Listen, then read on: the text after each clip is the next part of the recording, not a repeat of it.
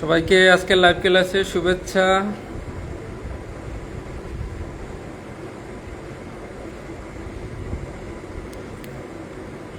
Those who are available, please enter our class.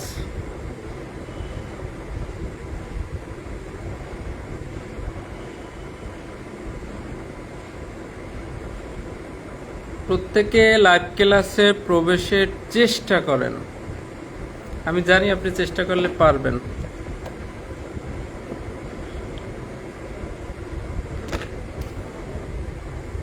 ক্লাসের link WhatsApp গ্রুপে দেওয়া হয়েছে, সবাই তাড়াতাড়ি ক্লাসে প্রবেশ করেন।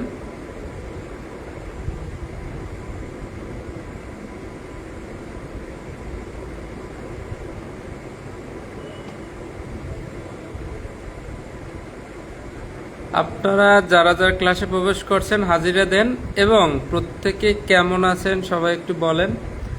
আমরা এখন একটু টেনশন ফ্রি, বিকজ আমরা বড় বড় যে মোস্ট ইম্পর্টেন্ট 4টা আইন শেষ করে ফেলেছি।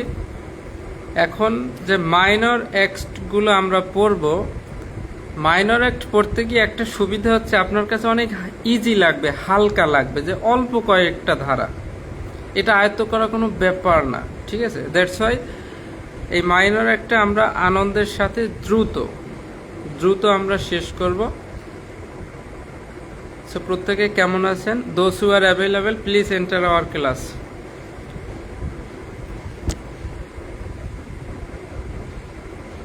আজকে আমরা পড়াবো পুলিশ আইন 1861 সালের আইন। এই পুলিশ আইনের 46টা ধারা মাত্র।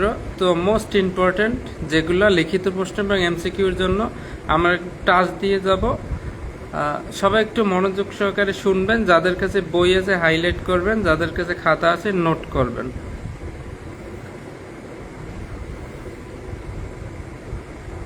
আইন কেন তৈরি হয় জানেন?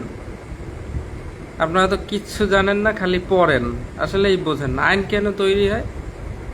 প্রথমে দণ্ডবিধি তৈরি হয়েছে কেন জানেন? মানুষ দেখতেছে অপরাধ করতেছে, তো অপরাধ করলে তাকে তো শাস্তি দিতে হবে নাকি?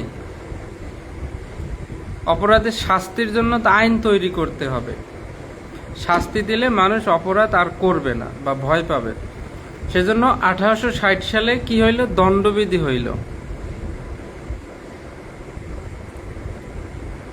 দণ্ডবিধি অর্থাৎ পেনাল কোড, শাস্তি দেওয়ার বিধান তৈরি হলো 1860 সালে।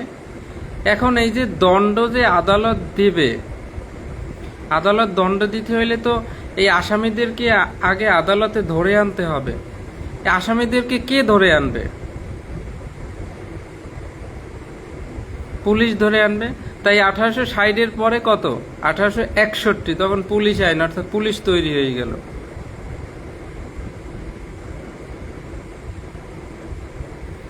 এখন আসামিরা আসলে অপরাধ করছে কি না, শাস্তি দিতে হলে তো প্রমাণ লাগবে, প্রমাণ করতে হবে। তা সাক্ষী প্রমাণ দিয়ে প্রমাণ করতে হবে। 61-র পর কত? 1872 সালে সাক্ষ্য আইন তৈরি হইল, যে আসলেই সাক্ষ্য প্রমাণ দিয়ে আসলে প্রমাণ করতে হবে, এই জন্য আসলে সে দোষী কিনা। এখন দণ্ডবিধি হইল অর্থাৎ দণ্ডের ব্যবস্থা হইল। পুলিশ তৈরি হইল 60-এর পর 61-তে পুলিশ ধরে আনছে, এখন প্রমাণ করছে, সাক্ষ্য প্রমাণ দিয়ে 1872-এ প্রমাণ করলো। এখন তা পুলিশ যে ধরে আনবে, পুলিশ আইনে তো আর আসামি ধরার নিয়ম নাই। কোন কোন নিয়মে পুলিশ ধরে আনবে বা তল্লাশি করবে, সমন ওয়ারেন্ট এগুলা কার্যকর করবে, কোন নিয়মে? এইবার সেই কি পদ্ধতিগত আইন 1898 সালে, ফৌজদারি কার্যবিধি। সো এটা একটা এক্সেপশনাল কিছু একটা, জাস্ট কমন সেন্স। এখন আমরা পুলিশ আইন পড়ব। আপনারা কি পুলিশ আইন পড়ার জন্য প্রস্তুত?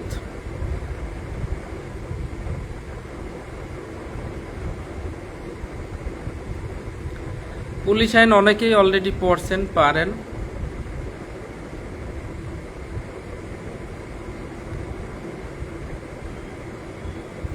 সকলের কাছে আমার একটা প্রশ্ন, পারলে প্রশ্নের অ্যান্সার করেন। আর আপনারা যে প্রশ্ন প্র্যাকটিসের গ্রুপ খুলে দেওয়া হয়েছে সেখানে প্রত্যেকে প্রশ্ন করবেন। আপনি একটা প্রশ্ন আপলোড করলেন, অন্য একজন অ্যান্সার করবে, অন্য একজন দিবে, সেটার অ্যান্সার করার চেষ্টা করবেন।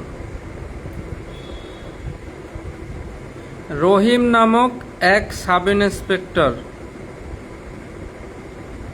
তার সহযোগী 2 কনস্টেবলকে নিয়ে বরিশালের তালতলী এলাকায় একটি মাদক মামলার ওয়ারেন্ট মূলে একটা আসামিকে গ্রেপ্তার করতে যায়। আমি কিন্তু প্রশ্ন 2 বার করব না, দেখি আপনার কমন সেন্স কতটা হাই। আবার বলছি, রহিম নামক সাব ইন্সপেক্টর তার সঙ্গী ও 2 কনস্টেবলকে নিয়ে ওয়ারেন্ট নিয়ে মাদক মামলার আসামিকে গ্রেপ্তার করতে যায়।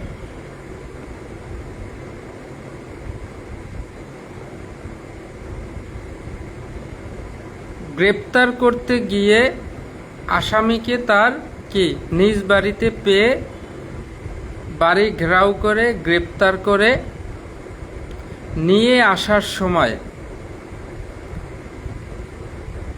আসামির আত্মীয় স্বজন কৌশলে পুলিশের সামনে এসে বাধা দিয়ে তাকে আসামিকে ছিনিয়ে নেয়।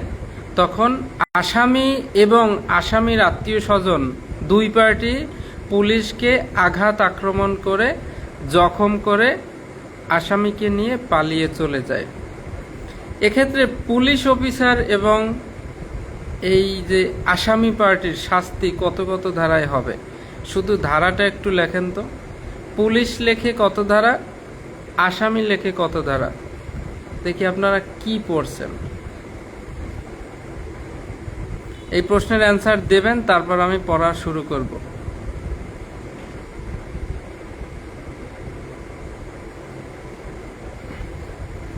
শম্ভু দাদা, আপনি পারবেন না আমি জানি, যদি পারেন, যদি সাহস থাকে তাহলে অ্যান্সার করেন। আর সুব্রত দাদা পারবে না, রিপা আক্তার কোনোভাবেই সম্ভব না, আর যুবরাজ দাদা এই একটা লোক পারতে পারে এই প্রশ্নটার অ্যান্সার।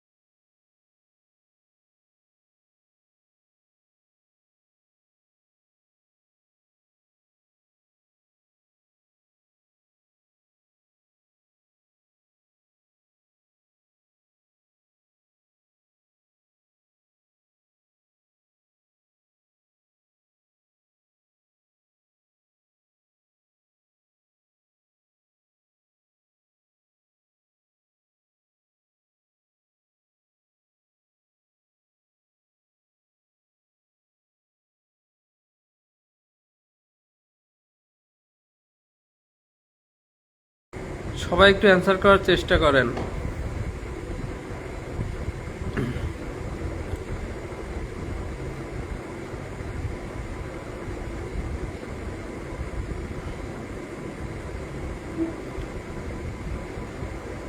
আপনাদেরকে যখন এরকম বড় প্রশ্ন করা হবে তখন আপনারা যেমন প্রথম 2 লাইন এই প্রশ্নটার, ওই 2 লাইন ফাও, ওতে কোনো ধারা নাই। যে সঙ্গীয় কনস্টেবল নিয়ে আসামির বাড়িতে পরোয়ানা মূলে গ্রেপ্তার করতে যায়, গিয়ে তাকে বাড়িতে পায়, তারপর বাড়িটাকে ঘেরাও করে তারপর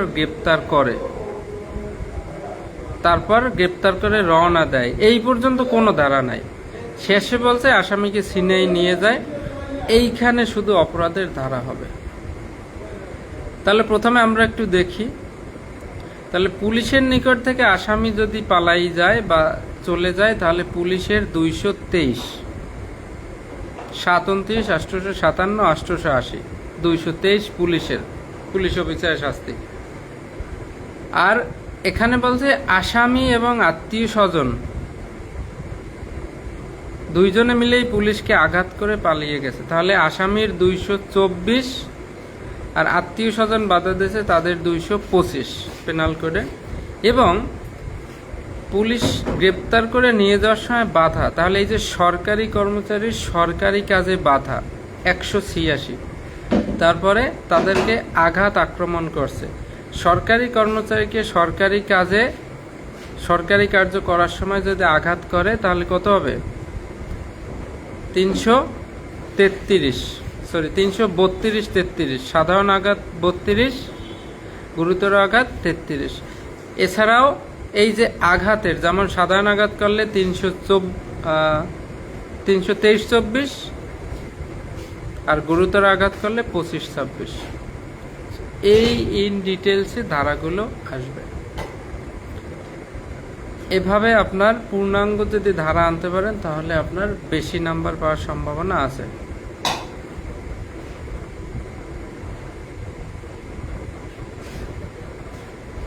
দুপুরাজ দাদা, আপনি একটা ধারা লিখে যেই যে বসে আছেন, এইতে কি নাম্বার হবে?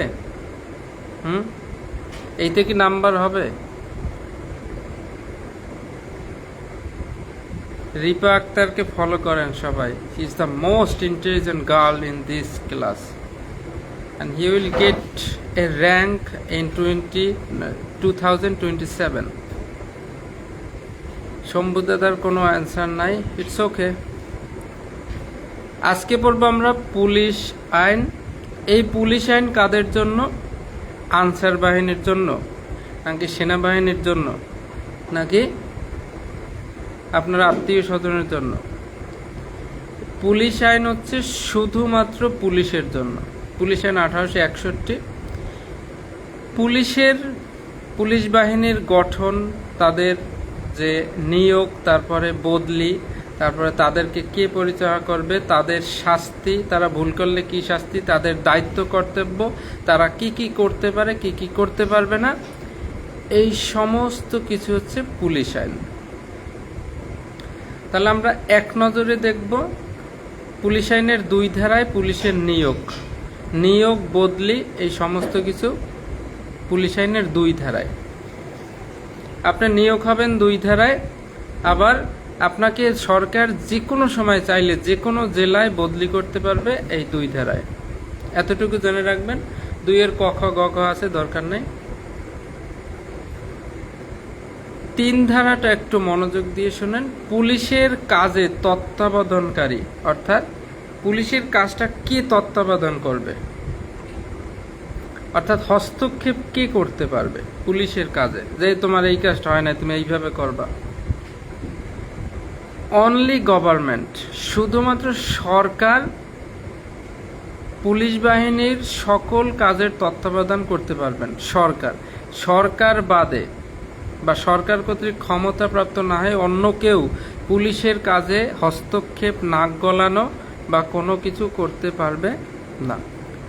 তাহলে একটা এমসিকিউ, পুলিশের কাজে কে হস্তক্ষেপ অথবা তত্ত্বাবধান করতে পারবে, এটা হবে, একটা আসবে জেলা ম্যাজিস্ট্রেট, একটা আসবে স্বরাষ্ট্রমন্ত্রী, একটা আসবে সরকার, একটা হচ্ছে রিপা আক্তারের শ্বশুর। তাহলে আপনারা সবাই সরকার দিবেন।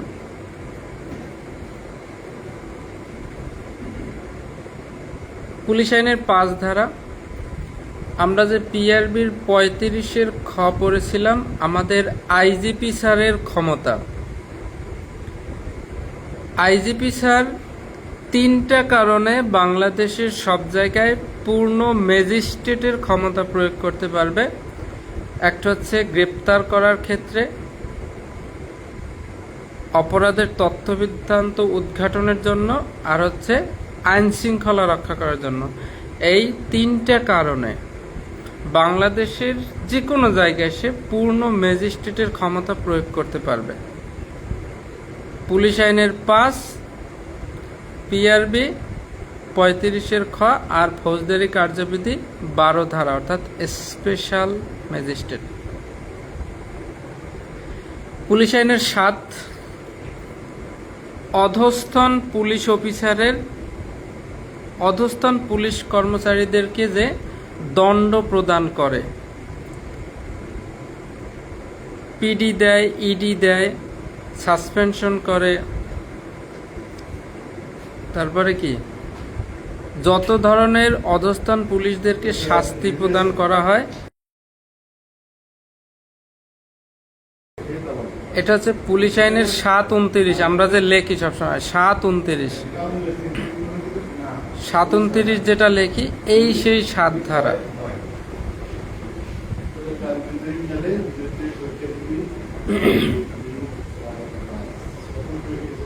7 ধারায় বলছে পুলিশের যারা অধস্তন আছে এদের যে কর্তব্য অবহেলা, দোষ ত্রুটি বা অযোগ্যতার কারণে আপনাকে ডিউটি পোস্টে পায় নাই, অথবা আপনার নামে লিখিত হয়েছে, বা আপনি ছুটি থেকে গড় হাজির হয়েছেন, বা যে কোনো প্রকার আপনি ডিউটিতে যান নাই, ডিউটি শোনাইছে যান নাই, তাহলে এই অযোগ্যতা, দোষ ত্রুটি, কর্তব্য অবহেলার কারণে আপনাকে বরখাস্ত করতে পারবে, সাসপেনশন করতে পারবে। কে করতে পারবে? আইজিপি করতে পারবে, ডিআইজি স্যার করতে পারবে, এআইজি স্যার করতে পারবে, আর এসপি স্যার করতে পারবে। অর্থাৎ যার যে নিয়োগকারী কর্তৃপক্ষ, নিয়োগকারী কর্তৃপক্ষের নিচের র্যাঙ্কের কেউ করতে পারবে না। যেমন কনস্টেবলের নিয়োগকারী কর্তৃপক্ষ কে? Police super, SP. তাহলে কনস্টেবলকে যদি সাসপেনশন বা বরখাস্ত করতে হয় তাহলে এসপি স্যারকে দরকার। এসপি স্যার বাদে এর নিচের কেউ করতে পারবে না। তাহলে আইজিপি স্যার পারবে, ডিআইজি স্যার পারবে, এআইজি স্যার পারবে, আর হচ্ছে এসপি স্যার পারবে। তাহলে এআইজি এই র্যাঙ্কের নাম আপনারা শোনেন নাই। এআইজি মানে হচ্ছে অ্যাসিস্ট্যান্ট ইন্সপেক্টর জেনারেল, মানে আইজিপি স্যারের সহকারী। ইনি হচ্ছে পুলিশ সুপার র্যাঙ্কের। এসপি র্যাঙ্কের ওনাকে বলা হয় এআইজি। তাহলে এই 4 ধরনের ব্যক্তিরা, পুলিশ অফিসাররা অধস্তনদের সাসপেনশন করতে পারবে, বরখাস্ত করতে পারবে, শাস্তি দিতে পারবে। নর্মাল যদি অপরাধ করে পুলিশ সদস্যরা, তাহলে তার 1 মাসের বেতনের সহপরিমাণ জরিমানা করতে পারে, 15 দিন ব্যারাকে আটক রাখতে পারে, গার্ড ডিউটি করতে পারে, কোনো বিশেষ ভাতা কর্তন করে দিতে পারে যে আজ থেকে এই ভাতা আর সে পাবে না। 7 ধারায় পুলিশের শাস্তি 2 প্রকার, একটা গুরুদণ্ড, একটা লঘুদণ্ড। গুরুদণ্ড মূলত 5টা আছে, লঘুদণ্ড 5টা আছে। এই 10টা শাস্তি আপনারা মুখস্থ করবেন। লঘুদণ্ড আছে সতর্কীকরণ, তিরস্কার, অতিরিক্ত ড্রিল, ফেটিক ডিউটি, আটক বা নজরবন্দি। বই থেকে মুখস্থ করবেন। আর গুরুদণ্ড আছে বরখাস্ত, অপসারণ, পদ অবনতি, বেতন বৃদ্ধি স্থগিতকরণ, পদোন্নতি বন্ধকরণ। এই 5টা পুলিশের শাস্তিসমূহ লেখন, এভাবে লিখতে হবে। লঘুদণ্ড মানে হচ্ছে ছোট, হালকা, অল্প, একদম ছোট যেটা। আর গুরুদণ্ড হচ্ছে বড় শাস্তি। লঘুদণ্ড ছোট শাস্তি, গুরুদণ্ড বড় শাস্তি। আপনাকে যদি লঘুদণ্ড মানে ছোট দণ্ড দিতে হয়, তাহলে নর্মালি একটা শোকজ করে আপনাকে লঘুদণ্ড দিতে পারে। আপনাকে ডিউটি পোস্টে মনে করেন পাওয়া যায় না, অথবা নেগলেন্সি করছেন, আপনার নামে লিখিত হবে, তারপর আপনাকে শোকজ করা হবে, আপনি অমুক এতদিন এই টাইমে ইয়ে করছেন, কেন আপনার বিরুদ্ধে বিভাগীয় ব্যবস্থা বা কেন আপনাকে শাস্তিমূলক ব্যবস্থা গ্রহণ করা হবে না, তার উপযুক্ত জবাব দেওয়ার জন্য, অথবা তার উপযুক্ত জবাব কারণ দর্শান। জবাব দেওয়ার পর যে আপনার জবাব সন্তোষজনক হয়নি, তাই আপনাকে এত 14 দিনের পিডি দেওয়া হলো। নর্মাল একটা শোকজের মাধ্যমে আপনাকে লঘুদণ্ড দেওয়া যায়। তবে গুরুদণ্ড দিতে হলে আপনার বিরুদ্ধে আগে বিভাগীয় মামলা রুজু হইতে হবে। তাহলে গুরুদণ্ডের ক্ষেত্রে বিভাগীয় মামলা রুজু হইতে হয়। গুরুদণ্ড দেওয়ার ক্ষেত্রে বিভাগীয় মামলা রুজু করতে হয়, কিন্তু লঘুদণ্ডের ক্ষেত্রে বিভাগীয় মামলা রুজু করতে হয় না। গুরুদণ্ডের শাস্তির বিরুদ্ধে আপিল করা যায়, কিন্তু আর লঘুদণ্ডে তো কোনো আপিল নাই। তাহলে গুরুদণ্ড এবং লঘুদণ্ডের মধ্যে পার্থক্য কি? গুরুদণ্ড কি? বড় অপরাধ। গুরুদণ্ড দিতে হলে গুরুদণ্ড হচ্ছে বড় শাস্তি, বড় দণ্ড। গুরুদণ্ড দিতে হলে আগে ডিপার্টমেন্টাল প্রসিডিং বা বিভাগীয় মামলা রুজু করতে হয়। গুরুদণ্ডের শাস্তির বিরুদ্ধে আপিল করা যায়। গুরুদণ্ডের শাস্তির বিরুদ্ধে কতদিনের মধ্যে আপিল করতে হবে? আমরা পিআরবিতে পড়াইছিলাম, দেখি তো কে পারেন। আর লঘুদণ্ড হচ্ছে ছোট শাস্তি, এটা দেওয়ার ক্ষেত্রে কোনো কি করা যায় না, কোনো বিভাগীয় মামলা রুজুর দরকার হয় না, এটার বিরুদ্ধে কোনো আপিলও নাই। কতদিনের মধ্যে গুরুদণ্ডের শাস্তির বিরুদ্ধে আপিল করা যায়?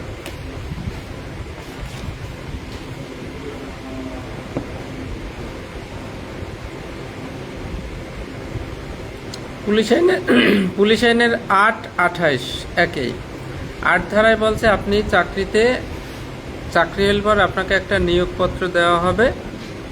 আর 28-এ বলছে আপনাকে যদি কোনো কারণে বাড়ি পাঠাই দেওয়া হয়, বরখাস্ত বা অপসারণ বা যে কোনো কারণে যদি আপনাকে বাড়ি পাঠাই দেওয়া হয়, তখন এই নিয়োগপত্র, পোশাক পরিচ্ছদ, অস্ত্রগুলি, সরকারি মালামাল যা যা প্রাপ্য সরকারের কাছে ফেরত দিয়ে যাইতে হবে। 8-এ নিয়োগপত্রটা পাবেন, 28-এ আবার বাড়ি চলে গেলে জমা দিয়ে যাবেন। নর্মাল রিটায়ার্ডের দরকার নাই, তবে এমনি অপরাধের কারণে বাড়ি পাঠাই দিলে জমা দিয়ে যেতে হবে। 9 ধারাতে পুলিশের কাজে ইস্তফা। আপনার যদি চাকরি ভালো না লাগে, আপনার যদি চাকরি করতে ইচ্ছা না করে, আপনি চাইলেই চলে যাইতে পারবেন না। 2 মাস পূর্বে লিখিত নোটিশ দিতে হবে। কয় মাস? 2 মাস। পুলিশের চাকরিতে ইস্তফা দেওয়ার সময়সীমা কত? অর্থাৎ কত মাস পূর্বে দিতে হবে? কতদিন পূর্বে? 2 মাস পূর্বে লিখিত নোটিশ দিতে হবে। আর 10, আপনি এই চাকরি করাকালে অন্য চাকরি করতে বা অন্য কোনো ব্যবসা প্রতিষ্ঠান বা অন্য কোনো চাকরিতে চাকরি গ্রহণ করতে পারবেন না। তাহলে 10টা মেয়াদ আমরা পড়লাম। এবার মোস্ট ইম্পর্টেন্ট লিখিত প্রশ্ন হওয়ার মতো 13, 14, 15, 17, 18, 19, 20। একটা হচ্ছে অতিরিক্ত পুলিশ, আর একটা হচ্ছে বিশেষ পুলিশ। অতিরিক্ত পুলিশ কি, কে নিয়োগ করতে পারে, কোথায় নিয়োগ করে, এর ভরণ পোষণ বা এর ব্যয়ভার কে বহন করবে? বিশেষ পুলিশ কি, কে নিয়োগ করতে পারে, এর ব্যয়ভার কে বহন করবে, এদের কাজকর্ম কি, এরা যদি ভুল করে তাহলে শাস্তি কি? এটা 13 থেকে 20 পর্যন্ত আমরা পড়ব।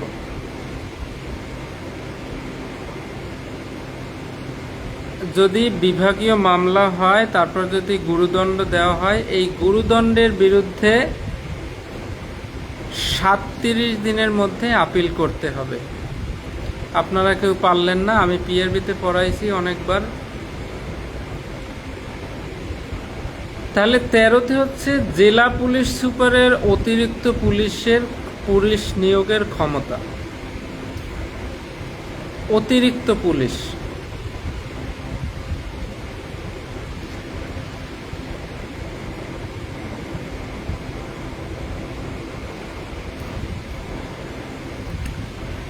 অতিরিক্ত পুলিশ মানে কি?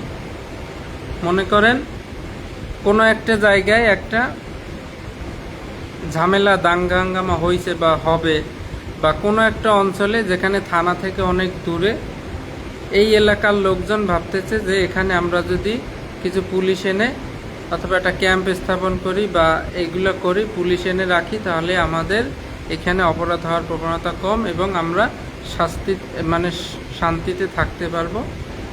তাহলে এই যে কোনো ব্যক্তির আবেদন ক্রমে কোনো স্থানের শান্তি শৃঙ্খলা রক্ষা করার জন্য, কোনো একটা নির্দিষ্ট স্থানের শান্তি শৃঙ্খলা রক্ষা করার জন্য, মনে করেন একটা বরিশালের বরগুনা থানার তালতলি একটা এলাকার একটা বিশেষ একটা বাজার আছে, যেখানে থানা থেকে অনেক দূর। এই বাজারে প্রায় মারামারি হয়, চুরি ডাকাতি হয়, সেজন্য সেখানের একটা স্বনামধন্য লোক বা সেখানের এলাকাবাসী কি করলো, একত্রিত হয়ে ভাবলো যে ম্যাজিস্ট্রেটের কাছে আবেদন করলো যে ম্যাজিস্ট্রেট স্যার, আমাদের এখানে কিছু পুলিশ দেন, তাহলে আমরা শান্তিতে থাকতে পারবো। তাই কোনো ব্যক্তির আবেদন ক্রমে কোনো স্থানের শান্তি শৃঙ্খলা রক্ষা করার জন্য কার নির্দেশে, ম্যাজিস্ট্রেটের নির্দেশ ক্রমে এই অতিরিক্ত পুলিশ নিয়োগ করা হয়। এটা কে নিয়োগ করে? Police super sir. অতিরিক্ত পুলিশ মূলত কে নিয়োগ করে? Police super. তাহলে যারা আবেদন করছে পুলিশ লাগবে যাদের, তাদেরকে ব্যয়ভার বহন করতে হবে। তাহলে যে এলাকাবাসী পুলিশ নিয়েছে তাদেরকেই ব্যয়ভার বহন করতে হবে। পরবর্তীতে যখন এলাকার পরিস্থিতি শান্ত হয়ে গেছে, তারা ভাবতেছে আমাদের অনেক খরচ হচ্ছে পুলিশের পিছনে, আমাদের আর পুলিশ দরকার নাই। চাইলেই কিন্তু আজকে বললেই কালকে পুলিশ চলে যাবে না। 1 মাস পূর্বে, অর্থাৎ উঠাইয়া নেওয়ার 1 মাস পূর্বে আবেদন করতে হবে যে আমাদের আর পুলিশ দরকার নাই। যেদিন আবেদন করবে ওই 1 মাস পরে পুলিশ চলে আসবে। তাহলে কোনো ব্যক্তির আবেদন ক্রমে কোনো স্থানের শান্তি শৃঙ্খলা রক্ষা করার জন্য ম্যাজিস্ট্রেটের নির্দেশে পুলিশ সুপার এই অতিরিক্ত পুলিশ নিয়োগ করবে। এটার খরচ আবেদনকারীকে বহন করতে হবে। উঠাইয়া নেওয়ার 1 মাস পূর্বে আবেদন করতে হবে। 13 ধারায় এসপি স্যার অতিরিক্ত পুলিশ নিয়োগ দেবে। আর 14 ধারায় বলছে কোনো রেলপথ, খাল বা কোনো কলকারখানা, অর্থাৎ যেখানে অনেক শ্রমিক কাজ করে, অনেক লোকজন কাজ করে, তো সেখানে সরকারের অনুমোদন ক্রমে আইজিপি স্যার অতিরিক্ত পুলিশ নিয়োগ করতে পারবে।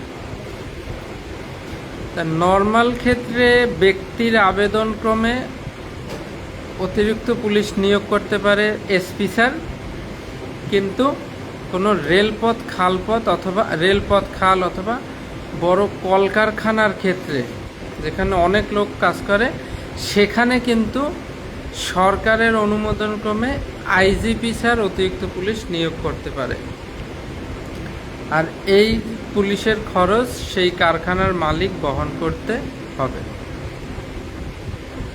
আর 15 ধারায় উপদ্রুত এলাকায়, অর্থাৎ কোনো একটা বিশেষ উপদ্রুত এলাকায় অতিরিক্ত পুলিশ নিয়োগ।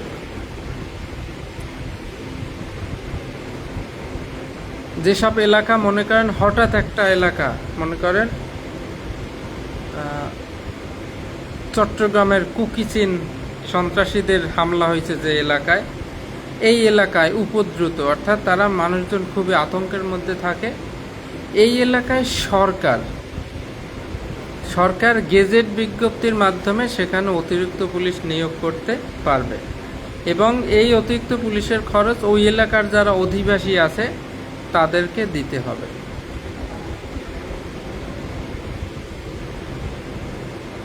পনেরো ধারায় কে করবে? সরকার ডাইরেক্ট অতিরিক্ত পুলিশ নিয়োগ দেবে। সরকার প্রথমে গেজেট প্রকাশ করবে। সরকার গেজেট দেওয়ার পর আইজিপি স্যার ওই এলাকায় পুলিশ নিয়োগ করবে। নিয়োগ করার পর ওই এলাকার অধিবাসীরা সেই পুলিশের ব্যয়ভার খরচ বহন করবে। এই যে পুলিশটা নিয়োগ দেওয়া হয় এদেরকে পিউনিটিভ পুলিশ বলা হয়, পিউনিটিভ পুলিশ। এবং এই পিউনিটিভ পুলিশের ব্যয়ভার বহনের জন্য যে কর বা ট্যাক্স আদায় করা হয় এটাকে বলা হয় পিউনিটিভ ট্যাক্স বা পিটুনি কর। পিউনিটিভ ট্যাক্স বা পিটুনি কর। তাহলে 15 কি? উপদ্রুত এলাকায়, উপদ্রুত এলাকায় যদি অতিরিক্ত পুলিশ মোতায়েন করার দরকার হয়, সরকার একটা গেজেট বিজ্ঞপ্তি প্রকাশ করবে, একটা নোটিশ অথবা একটা গেজেট হয় না, বিভিন্ন যে গেজেট হয়, যেমন গেজেট যদি আপনারা না বোঝেন, সরকারি যে বিজ্ঞপ্তি, গেজেট বিজ্ঞপ্তি, মনে করেন স্বরাষ্ট্র মন্ত্রণালয় থেকে একটা কাগজ ইস্যু করা হইল যে এই এত এই অমুক এলাকায়, হ্যাঁ, উপরে সরকারি সিল থাকে গণপ্রজাতন্ত্রী বাংলাদেশ সরকার, তারপর স্বরাষ্ট্র মন্ত্রণালয়, এরপরে কি থাকে, এত দ্বারা সর্বসাধারণ অবগতির জন্য জানানো যাচ্ছে যে অমুক অমুক উপদ্রুত এলাকায় আগামী এত তারিখ থেকে অতিরিক্ত পুলিশ নিয়োগ করা হবে, ফোর্সের সংখ্যা কতজন, এইসব টিসব দিয়ে দেবে। তাহলে সরকার গেজেট প্রকাশ করবে, সেই গেজেট অনুযায়ী আইজিপি স্যার অতিরিক্ত পুলিশ নিয়োগ করবে। এই অতিরিক্ত পুলিশের যে ব্যয়ভার ওই এলাকার লোকজনে বহন করবে, অর্থাৎ তাদের কাছ থেকে ট্যাক্স আদায় করে পুলিশের পিছনে খরচ করা হবে। এই ট্যাক্সটাকে বলা হবে পিউনিটিভ ট্যাক্স বা পিটুনি কর। তাহলে 13, 14, 15 অতিরিক্ত পুলিশ। 13তে এসপি স্যার পারে, 14, 15তে আইজিপি স্যার পারে, 13তে ম্যাজিস্ট্রেটের নির্দেশে এসপি স্যার পারবে, 14তে সরকারের নির্দেশে আইজিপি স্যার পারবে, 15তেও সরকারের নির্দেশে আইজিপি স্যার পারবে। এটা হুঁশ রাখবেন। এবার আমাদের 17, 18, 19, 20 স্পেশাল পুলিশ বা বিশেষ পুলিশ। এই বিশেষ পুলিশ কিন্তু পুলিশ বাহিনী থেকে নেওয়া হবে না, এটা নেওয়া হবে পাবলিক থেকে। তাহলে স্পেশাল পুলিশটা হচ্ছে কোনো স্থানে বেআইনি জনতা বা দাঙ্গা হাঙ্গামা বা ব্যাপক শান্তিভঙ্গ ঘটলে অথবা ঘটার সম্ভাবনা থাকলে নর্মাল যত পুলিশ আছে তাদেরকে দিয়ে যদি এইটা রোধ করা বা ঠেকানো সম্ভব না হয়, তখন উক্ত এলাকার জনগণের মধ্য হতে ম্যাজিস্ট্রেটের অনুমতিতে যে পুলিশদেরকে নিয়োগ করা হবে তারা হচ্ছে স্পেশাল পুলিশ।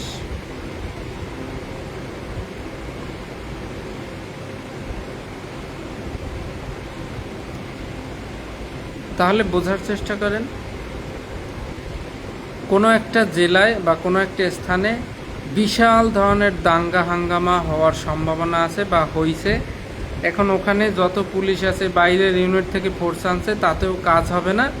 তখন কি পুলিশের সর্বনিম্ন ইন্সপেক্টর পদের, ইন্সপেক্টর টু আপওয়ার্ড, এরা ম্যাজিস্ট্রেটের কাছে আবেদন করবে। আবেদন করলে পর ওই এলাকার জনগণের মধ্যে হতে বেছে বেছে কয়েকটা লোককে অতিরিক্ত স্পেশাল পুলিশ বা বিশেষ পুলিশ হিসাবে নিয়োগ করবে, ম্যাজিস্ট্রেট নিয়োগ করবে। অতিরিক্ত পুলিশ নিয়োগ করে কে? SP sir, IGP sir. কিন্তু বিশেষ পুলিশ কে নিয়োগ করে? ম্যাজিস্ট্রেট নিয়োগ করে। এখন তাদের দায়িত্ব কর্তব্য হচ্ছে 18 ধারায় নর্মাল পুলিশের যে কাজ বিশেষ পুলিশেরও একই কাজ। আর তারা যদি দায়িত্ব কর্তব্যে অবহেলা করে তাহলে 19 ধারায় তাদের 50 টাকা জরিমানা হবে। আর বেশি হচ্ছে তাদের উপর যে দায়িত্ব তার অতিরিক্ত বেশি বুঝতে পারবে না, অতিরিক্ত কোনো কাজ করতে পারবে না। তাহলে 17তে বিশেষ পুলিশ নিয়োগ করলো কে? ম্যাজিস্ট্রেট। এদের দায়িত্ব কর্তব্য 18তে নর্মাল পুলিশের মতোই। 19-এ তারা কর্তব্য অবহেলা করলে 50 টাকা জরিমানা। আর 20-এ যা দায়িত্ব দেওয়া হবে তার বেশি কোনো কিছু করতে পারবে না। বোঝা গেছে? এখন পুলিশ আইনের 22 ধারা, পুলিশের প্রত্যেক পুলিশ সদস্য 24 ঘন্টার জন্য কি ডিউটিরত, অন ডিউটি বলে বিবেচিত হবে। আপনি কি জানেন আপনাকে কেন রেশন দেওয়া হয়? অন্যান্য সরকারি কর্মচারী তারা তো 24 ঘন্টার জন্য না। আপনাকে শুধুমাত্র পুলিশ আইনে 22 ধারার কারণেই রেশন দেওয়া হয়। প্রাইমারির মাস্টার, সে তো সরকারি কর্মচারী, কিন্তু রাত 2টার সময় তার কোনো কাজ আছে? আপনি তাকে দিয়ে কাজ করাইতে পারবেন? নাও। তো আপনাকে রাত 2টা 3টা যে কোনো সময় ডিউটি করানো যাবে। আপনি 24 ঘন্টার জন্য অন ডিউটি বলে বিবেচিত হবেন, এই জন্য সরকার আপনাকে রেশন দেয়। তাহলে 22-এ 24। আর পুলিশ আইনের 23 পুলিশের দায়িত্ব কর্তব্য। 8টা পয়েন্ট আছে, 8টা পয়েন্ট আপনার মুখস্থ করে নেবেন। ঊর্ধ্বতন কর্তৃপক্ষের বৈধ আদেশ দ্রুত পালন করা, ঊর্ধ্বতন কর্তৃপক্ষ কর্তৃক কি বৈধ পরোয়ানা দ্রুত জারি করা, সর্বসাধারণ শান্তিরক্ষা সম্পর্কিত সংবাদ সংগ্রহ করা, যথাস্থানে তার রিপোর্ট করা। তারপর কি, কোথাও কোনো অপরাধ সংগঠিত হতে দেখলে তা প্রতিহত করা। তারপর পাবলিক নুইসেন্স বা গণ উপদ্রব কী করা, বন্ধ করা। অপরাধীকে কী করা, বিচারার্থে আদালতে সোপর্দ করা। গ্রেপ্তারযোগ্য সকল অপরাধীকে গ্রেপ্তার করা। এরকম 8টা পয়েন্ট আছে, এবং এইগুলো পালন করতে গিয়ে যে কোনো শরাবখানা, জুয়ার আড্ডাখানা একজন কনস্টেবল পর্যন্ত সে কি বিনা হিসেব পরোয়ানায় প্রবেশ করতে পারবে এবং তল্লাশি করতে পারবে, গ্রেপ্তার করতে পারবে। তাহলে পুলিশ আইনের 23 সকল পুলিশের দায়িত্ব কর্তব্য। আর 24 হচ্ছে অপরাধ সম্পর্কে আপনি ম্যাজিস্ট্রেটকে জানাইতে হবে, পুলিশ আইনের 24। পিআরবি 200। আচ্ছা, পুলিশ আইনের 24-এর সাথে পিআরবি কত যাবে দেখি তো, কে পারেন?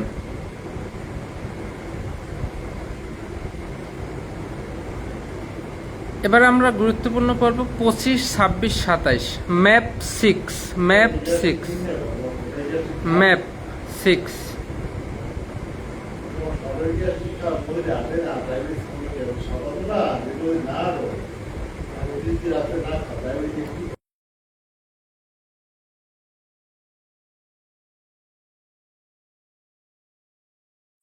ম্যাপ 6। ম্যাতে হচ্ছে ম্যাজিস্ট্রেট, পথে হচ্ছে পত্রিকা। 6 মানে 6 মাস। 25, 26, 27। ম্যাপ 6, 25, 26, 27। 25-এ বলা হয়েছে দাবিদার বিহীন বা কোনো যদি বেয়ারির সম্পত্তি পুলিশ পায়, সাথে সাথে একটা তালিকা করে ম্যাজিস্ট্রেটের কাছে প্রেরণ করবে। 25। এবার ম্যাজিস্ট্রেট পাওয়ার পর এইটা কি, এইটার মালিকানা দাবি করার জন্য পত্রিকায় 6 মাসের সময় দিয়ে একটা বিজ্ঞপ্তি দেবে যে অমুক অমুক মাল পাওয়া গেছে, যার সম্পত্তি সে এসে উপযুক্ত প্রমাণ দিয়ে নিয়ে যাবেন। 25-এ পাইল, পুলিশ ম্যাজিস্ট্রেটের কাছে দিল। 26-এ ম্যাজিস্ট্রেট পত্রিকায় বিজ্ঞপ্তি দিল। 27-এ 6 মাসের মধ্যে যদি কেউ মালিকানা দাবি না করে এবং এটা যদি পচনশীল প্রকৃতির হয়, ক্ষয়শীল দ্রব্য হয়, তাহলে সেটা বিক্রি করে সরকারি কোষাগারে টাকা জমা দেওয়া যাবে। 25, 26, 27। Map 6, map 6। ম্যাথে ম্যাজিস্ট্রেট, পথে পত্রিকা। 6 মানে 6 মাস। 25, 26, 27, 28 আমরা পড়ছি। আর আমরা যে পুলিশ আইনের 7, 29, 857, 7, 29, 7 ধারায় শাস্তি পাইলাম। এবার 29 ধারায় কিছু সুনির্দিষ্ট কয়েকটা অভিযোগের প্রেক্ষিতে পুলিশ কর্মচারীর শাস্তি, এটা আদালতের ম্যাজিস্ট্রেট দিতে পারবে আদালতে গেলে। যেমন এখানে 7টা পয়েন্ট আছে, সবাই মনে রাখবেন। প্রথমটা হচ্ছে কর্তব্যচ্যুতি বা ডিউটিতে যদি কোনো নিয়ম অমান্য করে। আর দ্বিতীয়টা হচ্ছে ঊর্ধ্বতন কর্তৃপক্ষের বৈধ আদেশ যদি অমান্য করে। 3 9, 3 হচ্ছে 9 ধারার বিধান যদি লঙ্ঘন করে, অর্থাৎ 2 মাস পূর্বে যদি 2 মাস পূর্বে লিখিত নোটিশ না দিয়ে যদি চাকরি ছেড়ে চলে যায়।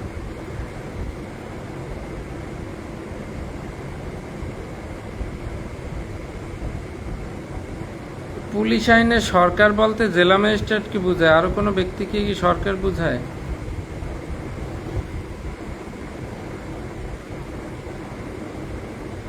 সরকার তো সরকার ভাই, সরকার বলতে সরকার হচ্ছে সরকার নিজেই, কিন্তু অনেক সময় বলে না যে সরকার কর্তৃক ক্ষমতাপ্রাপ্ত, অর্থাৎ empowered by government. Empowered by government. যেমন পুলিশ কোন মন্ত্রণালয়ের অধীন? স্বরাষ্ট্র মন্ত্রণালয়। তাই পুলিশের সকল কিছু কে দেখবে? স্বরাষ্ট্র মন্ত্রণালয় দেখবে।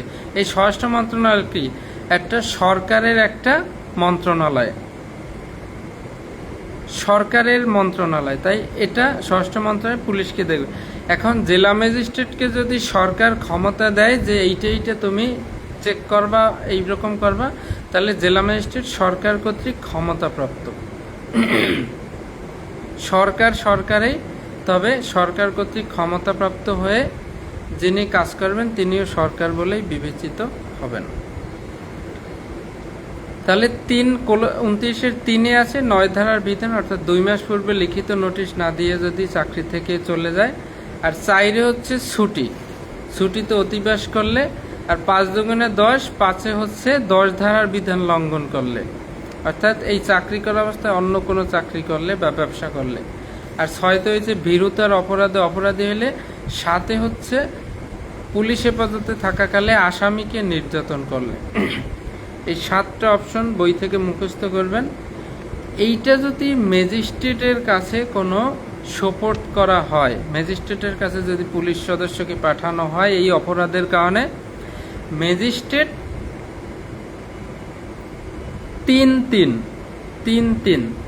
3 মাসের বেতনের সমপরিমাণ জরিমানা করতে পারবে অথবা 3 মাস কারাদণ্ড দিতে পারবে।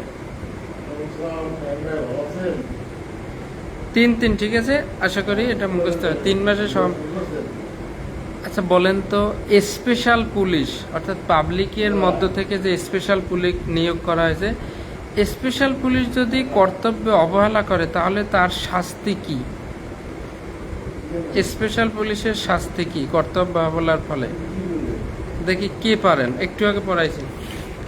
তাহলে পুলিশ যদি 29 ধারা মোতাবেক ম্যাজিস্ট্রেটের কাছে যায় তাহলে 3 মাসের সমপরিমাণ জরিমানা অথবা 3 মাস কারাদণ্ড দিতে পারবে। সবাই আরেকটু সময় ক্লাসটা করেন। এখন আমরা গুরুত্বপূর্ণ 30 ধারা পড়বো। 30-এর 1, 2, 3, 4। 30-এর 1, 2, 3, 4 4টা পয়েন্ট আছে। 30-এর 1, 2, 3, 4। 30 হচ্ছে সভা সমাবেশ, শোভাযাত্রা, কোনো একটা র্যালি, সমাবেশ, শোভাযাত্রা, কোনো একটা রাজনৈতিক প্রোগ্রাম। এইগুলায় পুলিশ আসলে কি ভূমিকা রাখতে পারে? তো 30-এর 1-এ বলছে যে জেলার এসপি স্যার অথবা সর্বনিম্ন এএসপি স্যার এই সভা সমাবেশ এগুলা নিয়ন্ত্রণ করতে পারে। কোথায় কোন কোন রাস্তায় হইতে পারবে সেইটা নিয়ন্ত্রণ করতে পারে। 1। 2তে বলছে জেলা ম্যাজিস্ট্রেট যদি দেখে যে সভা সমাবেশটা হচ্ছে বা হতে যাচ্ছে এটা শান্তিভঙ্গের আশঙ্কা আছে, জেলা ম্যাজিস্ট্রেট যদি দেখে, তখন এই সভা সমাবেশ যে লিডার যারা তাদেরকে লাইসেন্স নিতে বলবে। সভা সমাবেশের লাইসেন্স কে নিতে আদেশ দিতে পারে?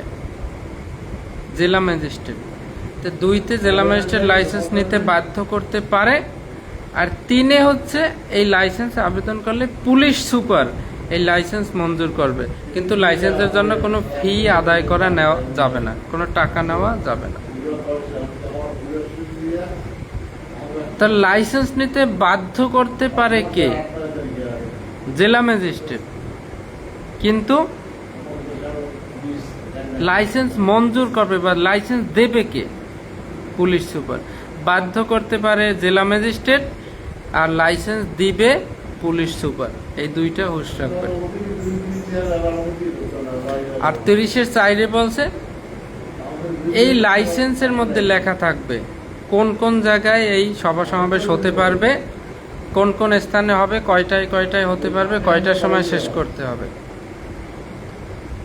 তাহলে 1-এ এসপি অথবা এএসপি স্যার এই সভা সমাবেশ নিয়ন্ত্রণ করতে পারে। 2তে ডিসি স্যার শান্তিভঙ্গে আশঙ্কা দেখলে লাইসেন্স নিতে বাধ্য করতে পারবেন। 3-এ এসপি স্যার লাইসেন্স মঞ্জুর করবে কিন্তু কোনো ফি নেবে না। 4-এ লাইসেন্সের মধ্যে সবকিছু লেখা থাকবে কয়টায় কোনখানে এই সভা সমাবেশ অনুষ্ঠিত হতে পারবে। বুঝতে পারছেন? 30 ধারা আপনারা কি বুঝতে পারছেন? সবাই একটু কমেন্ট করেন তো।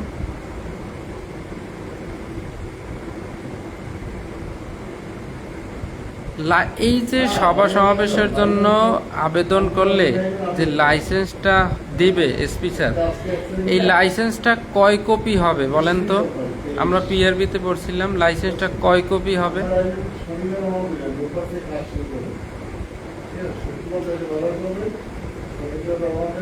স্পেশাল পুলিশ অপরাধ করলে 19 ধারা মোতাবেক 50 টাকা জরিমানা। একটু আগে পড়াইছি, পারলেন না কেউ। এবার এই যে লাইসেন্স দিল 30-এ, এবার 30-এর শর্ট-হাইফেন ক এর 30 শর্ট-হাইফেন ক একটা নিজস্ব একটা ধারা, এটার 2টা অপশন আছে, 1 2 1 2। তাহলে 30 শর্ট-হাইফেন ক এর 1 যে লাইসেন্সে যে শর্ত উল্লেখ করে দিয়েছে, সেই লাইসেন্সের শর্ত যদি কেউ লঙ্ঘন করে, সভা সমাবেশ করে, তাহলে প্রথমে সেই সমাবেশকে কি করতে পারবে? ছত্রভঙ্গ হওয়ার জন্য মৌখিক আদেশ দিতে পারবে। তাহলে বেআইনি সমাবেশ ছত্রভঙ্গ হওয়ার মৌখিক আদেশের ধারা কত কত? এই পুলিশ আইনের 30 শর্ট-হাইফেন ক এর ক্লোজ 1, ফৌজদারি কার্যবিধির 127, পিআরবি 142। এবার পাইছেন এই তিনটার কানেকশন? মৌখিক আদেশ কত? ফৌজদারি 127, পিআরবি 142 আর পুলিশ আইনের 30 শর্ট-হাইফেন ক এর 1। তাহলে 30 শর্ট-হাইফেন ক এর 1-এ মৌখিক আদেশ, আর 30 শর্ট-হাইফেন ক এর 2-তে এই মৌখিক আদেশের পরেও যদি না হয়, তাহলে সেটা বেআইনি সমাবেশ বলে গণ্য হবে এবং সেটাকে 27, 28, 29 ধারা মোতাবেক বল প্রয়োগ করে ছত্রভঙ্গ করতে পারবে। 30 শর্ট-হাইফেন ক এর 1-এ মৌখিক আদেশ, 2-তে বল প্রয়োগ করে ছত্রভঙ্গ করতে পারবে। বোঝা গেছে? 30 শর্ট-হাইফেন ক আবার বলতেছি, এসপি স্যার যে লাইসেন্স দিয়েছে, মনে করেন এসপি স্যার লাইসেন্সে লিখে দিয়েছে এই প্রোগ্রামটা সকাল 10টায় শুরু হইয়া দুপুর 2টার মধ্যে শেষ করতে হবে। 3টে বাজে, 4টে বাজে, তখনও সেই প্রোগ্রাম শেষ হচ্ছে না, তখন তাহলে এই লাইসেন্সের শর্ত লঙ্ঘন করছে। তখন পুলিশ অফিসার কি করবে? মৌখিক আদেশ দেবে যে ভাই আপনার টাইম শেষ হয়ে গেছে, এখনই চলে যান। 30 শর্ট-হাইফেন ক এর 1 মৌখিক আদেশ। এবার যদি না চলে যায়, তখন 30 শর্ট-হাইফেন ক এর 2-তে এইটা অবৈধ সমাবেশ বলে গণ্য হবে। তখন ফৌজদারি 27, 28, 29 প্রয়োগ করে তাদেরকে ছত্রভঙ্গ করা যাবে। 30 শর্ট-হাইফেন ক কি আপনারা বুঝতে পারছেন? তাহলে পিআরবি 118, সকল প্রকার ডিউটি আইনশৃঙ্খলা ডিউটি করি, পিআরবি 118। আর পুলিশ আইনের কত? পিআরবির 141-এ আমরা সভা সমাবেশ স্থলে ডিউটি করি, সেটা পুলিশ আইনের 31 ধারাতে বলা হয়েছে জনসাধারণের চলাচল স্থানে শান্তি শৃঙ্খলা রক্ষা করার জন্য পুলিশ ডিউটি করবে। হ্যাঁ, বৈধ সমাবেশ কখন অবৈধ হতে পারে? যখন সে লাইসেন্সের শর্ত, পুলিশ সুপার কর্তৃক প্রদত্ত সমাবেশের জন্য লাইসেন্সের শর্ত যখন সমাবেশের লোকজন ভঙ্গ করবে বা শর্ত যখন লঙ্ঘন করবে, তখন উক্ত সমাবেশ অবৈধ সমাবেশ বলে গণ্য হবে। কোনো একটা বৈধ সমাবেশ যখন লাইসেন্সের শর্ত ভঙ্গ করবে, সেটা তখন আর বৈধ থাকবে না, অবৈধ সমাবেশ বলে গণ্য হবে। তখন 30 শর্ট-হাইফেন ক এর 2 মোতাবেক ফৌজদারি 127, 128, 29, 27, 28, 29 প্রয়োগ করে ছত্রভঙ্গ করা যাবে।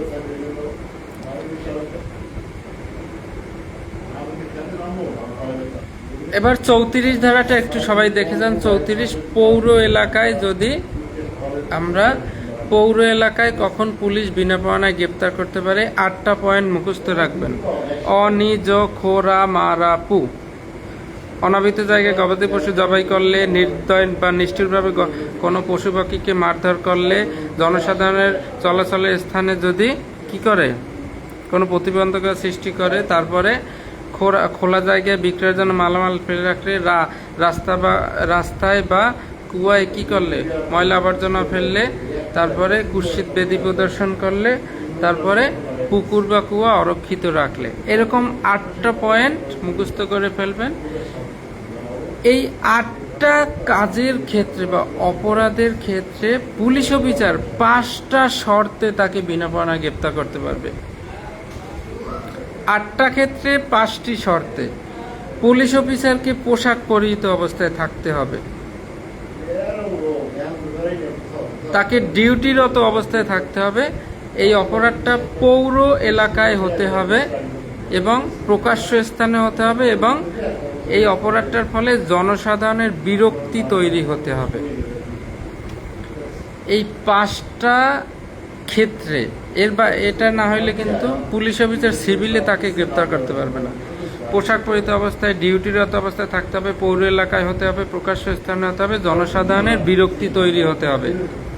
এই 5টা ক্ষেত্রে এই 8 ধরনের কাজ করলে পুলিশ অফিসার তাকে বিনা পরোয়ানায় গ্রেপ্তার করতে পারবে, এবং তাকে যখন ম্যাজিস্ট্রেটের কাছে নেওয়া হবে তখন 50 টাকা জরিমানা অথবা 8 দিন সশ্রম বা বিনাশ্রম কারাদণ্ড দিতে পারবে। 50 টাকা জরিমানা, 8 দিন কারাদণ্ড, এটা কিন্তু আপনার মুখস্থ রাখতে হবে। পৌর এলাকায় অপরাধ করার ক্ষেত্রে শাস্তি নিচের কোনটি? 50 টাকা জরিমানা, 8 দিন কারাদণ্ড।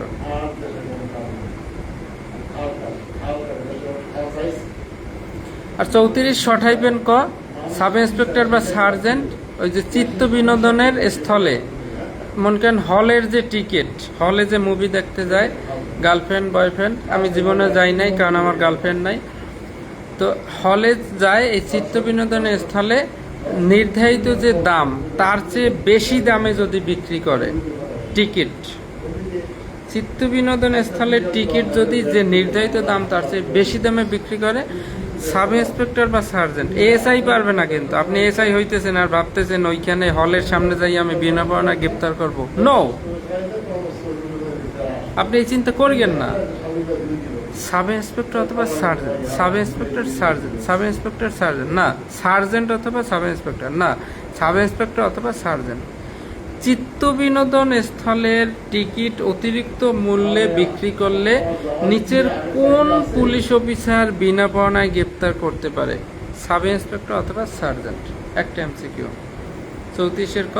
আর লাস্টের একটা ধারা, সেটা হচ্ছে 42, কোনো পুলিশ অফিসারের বিরুদ্ধে যদি আপনি মামলা দায়ের করতে চান, তাহলে যে সময় অপরাধটা হয়েছে তার 3 মাসের মধ্যে আপনার মামলা করতে হবে, এবং মামলা করার অন্তত 1 মাস পূর্বে কাকে জানাইতে হবে? যার বিরুদ্ধে মামলা করবেন অথবা এসপি স্যারকে জানাইতে হবে। তাহলে পুলিশের বিরুদ্ধে মামলা, পুলিশ অফিসারের বিরুদ্ধে মামলা করতে হলে কি করতে হবে? 3 মাস পূর্বে, অপরাধ সংগঠিত হওয়ার 3 মাসের মধ্যে মামলা করতে হবে, আর 1 মাস পূর্বে তাকে অথবা এসপি স্যারকে জানাইতে হবে। 3 মাসের মধ্যে মামলা করতে হবে, 1 মাস পূর্বে এসপি স্যার অথবা বিবাদীকে জানাইতে হবে। আর পুলিশের যে 44 ধারা পুলিশ আইনের জেনারেল ডায়েরি, জেনারেল ডায়েরির পিআরবি কত? যে এই অ্যান্সারটা পারবেন তিনি হচ্ছেন আজকের ক্লাসের মোস্ট ব্রিলিয়ান্ট। জেনারেল ডায়েরির পিআরবি কত? শম্ভু দাদা আপনি পারেন না, ধ্রুবরাজ আপনি পারেন না, সুব্রত দাদা পারলেন না, আর আমিনুর আপনি পারলেন না, একমাত্র রিপা আক্তার পারবে আমার বিশ্বাস।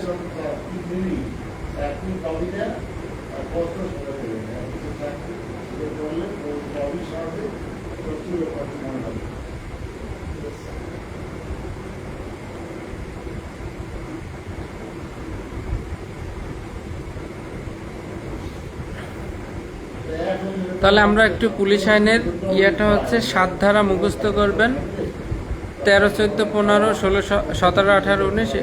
অতিরিক্ত পুলিশ, বিশেষ পুলিশ, এই দুইটা মুখস্থ করবেন। পুলিশ আইনের 23 দায়িত্ব কর্তব্য মুখস্থ করবেন। এদিকে 30 সটাইবেন ক, এই দুইটা ধারা মুখস্থ করবেন। আর 34-এর যে 8টা পয়েন্ট, এটা মুখস্থ করবেন। শেষ, আমাদের পুলিশ আইন শেষ। আশা করি এই পুলিশ আইন আর কোনোদিন পড়ানো লাগবে না। আমরা এভাবে এক একটা মাইনর অ্যাক্টস এক এক দিনে কমপ্লিট করব। পুলিশ আইন কিন্তু আমি আর পড়াবো না, এটা ছোট আইন, আপনারা দেখে নেবেন। আগামীকাল ক্লাসে আমাদের আচ্ছা সকালবেলা জানাই দেওয়া হবে কোন আইনটা পড়ানো হবে, ঠিক আছে, গুরুত্বপূর্ণ। আচ্ছা আপনারা বলেন তো আগামীকাল ক্লাসে কোন মাইনর অ্যাক্টসটা পড়াইলে ভালো হয় প্লিজ। আমিনুর রহমান, আপনি সবচেয়ে বেস্ট ইন্টেলিজেন্সের পরিচয় দিয়েছেন। পিআরবি 377, পুলিশ 44, ফৌজদারি 154, 155, আর সাক্ষ্য আইনে 9, 35, 74, 145, 157, না 9, 35, 74 সাক্ষ্য আইনে। ঘটনার ব্যাখ্যা বিশ্লেষণ প্রাসঙ্গিক। 9-তে 35-এ সরকারি কর্মচারী কর্তব্য সম্পাদনকালে যা লিখে রাখেন সেটা প্রাসঙ্গিক। আর 74 হচ্ছে জেনারেল ডায়েরি সরকারি দলিল হিসেবে আদালতে প্রাসঙ্গিক।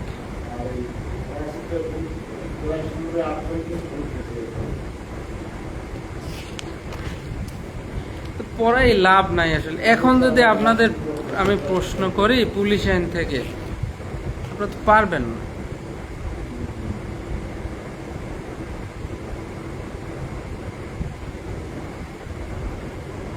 জুয়া আইন, নারী শিশু সড়ক আইন,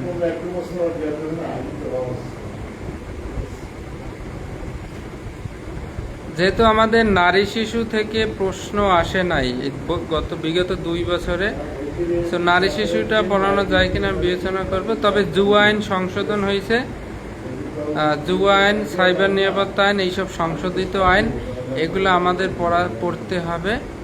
তারপরে ওইদিকে আমাদের চোরাচালান অভিবাসী আইন অর্থাৎ মানব পাচার, সেটা সংশোধন হয়েছে, সেটা পড়তে হবে। সো আমি দেখি কালকে আপনাদেরকে জানাবো ক্লাস শুরু হওয়ার আগে। তাহলে পুলিশ আইন কি আর পড়ানো লাগবে? আপনারা কি পুলিশ আইন পারবেন?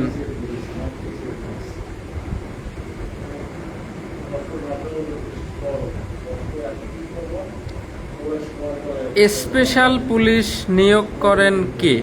অপশন দিব না, একটা প্রশ্নের অ্যান্সার দেন তো। স্পেশাল পুলিশ নিয়োগ করেন কে? এইটার মাধ্যমে বুঝবো আপনি কতটুকু পারেন।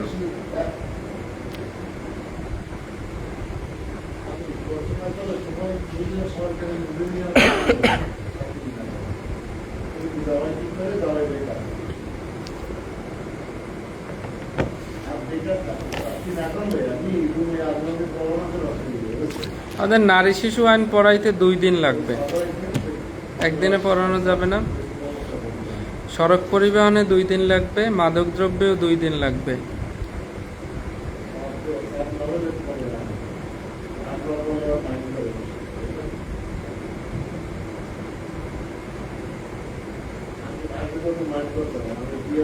প্রত্যেকে আজকে আগামীকাল বেতন হবে, ঠিক আছে? বেতন হওয়ার পরে প্রত্যেকে সম্মানী দিবেন, আমার যেন সম্মানী নিয়ে কথা বলা না লাগে।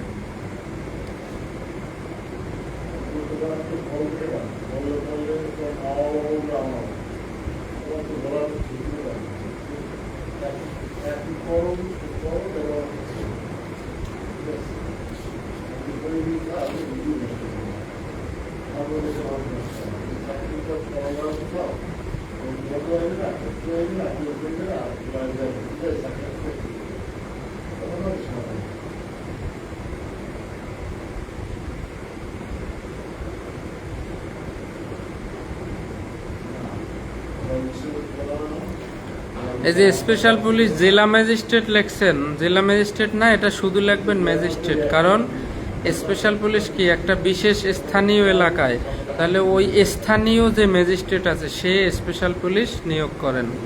সেটা হতে পারে মনে করেন ইউএনও বা টিএনও, ওই যে থানা এলাকায় যে থাকে তিনিই পারেন।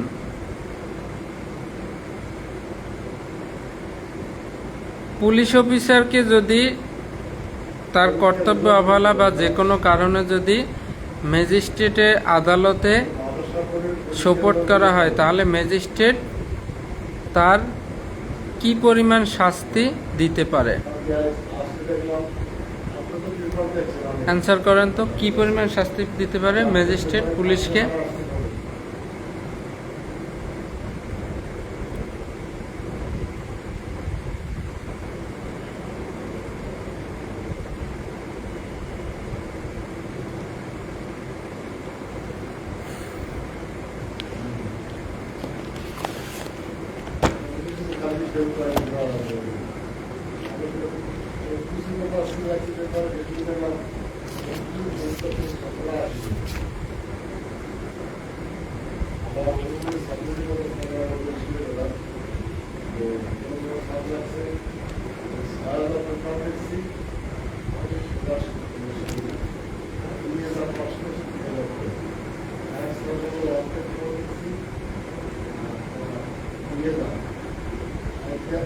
এই যে সুব্রত দাদা, এই যে আপনি বললেন যে 2 বেলা পড়াইতে হবে, পড়াইলে কেমন হয়? একটু আগে আপনি পড়াইলাম আপনাকে, আপনি 7 দিন 50 টাকা, এটা কোথায় পাইছেন বলেন তো? আমরা যে 29 ধারায় পড়লাম, আর প্রশ্নই তো বোঝে নাই রিপা আক্তার। 50 টাকা 8 দিন, এটা হচ্ছে পাবলিকরে বিনা পাওনায় গ্রেপ্তার করলে পর পৌর এলাকায় সেটা শাস্তি। আমি বলছি পুলিশ সদস্যদেরকে 29 ধারা মোতাবেক যখন কর্তব্য অবহেলার কারণে শাস্তি দেওয়া হয়, সেটা হচ্ছে 3 মাসের সমপরিমাণ জরিমানা অথবা 3 মাস কারাদণ্ড। হুশ রাখেন। আর সুব্রত, আপনি 7 দিন পাইছেন কোথায়? বললাম 50 8 8 50 টাকা জরিমানা, 8 দিন সশ্রম বা বিনাশ্রম কারাদণ্ড। দুঃখ পাইলাম। So thank you so much. সবাই একটু পড়ার চেষ্টা করেন, বুঝছেন? ওই যে গুরুত্বপূর্ণ জায়গায় হাইলাইট করে বারবার নজর দেন, ঠিক আছে? তো বারবার নজর দেন।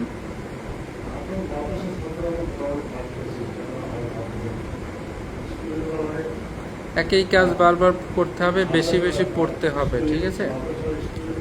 So thank you so much. আগামী ক্লাসের আমন্ত্রণ রইল। কি কোন আইন পড়ানো হবে সকালে জানাই দেওয়া হবে। প্রত্যেকে প্রশ্ন প্র্যাকটিস গ্রুপে প্রশ্ন করবেন, অ্যান্সার দিবেন। আর হচ্ছে আপনারা ওই কি করবেন, সম্মানে দিয়ে দেবেন।